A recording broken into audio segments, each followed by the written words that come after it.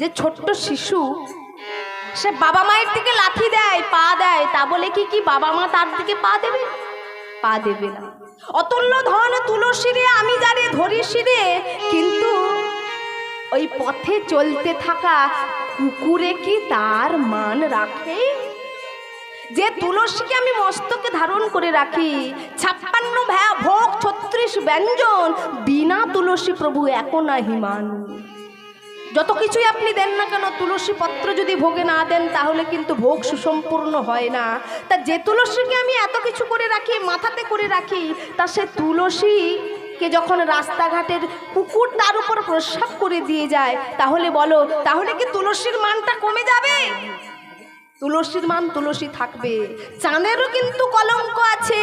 তাই আমি তোমায় বলে দিলাম, অতুল্য ধন তুলসী রে আমি যারে ধরি শিরে, ওই কুকুরে কিন্তু তার মান রাখে না। তাই যেহেতু সত্য করিলাম, আজই কলঙ্কিনী নাম ঘুচিয়ে দেব তোমার ব্রজবালা।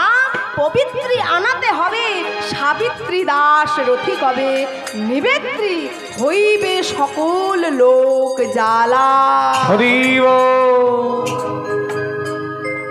রাধারানী, আজ তুমি ঘরে ফিরে যাও।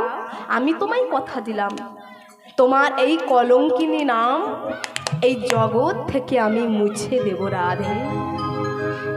রাধারানী আমার প্রাণ বিনোদের কাছ থেকে আস্তে আস্তে করে যখনই যাচ্ছেন, আর রায়ের প্রবোধিয়া চলিল ধাইয়া,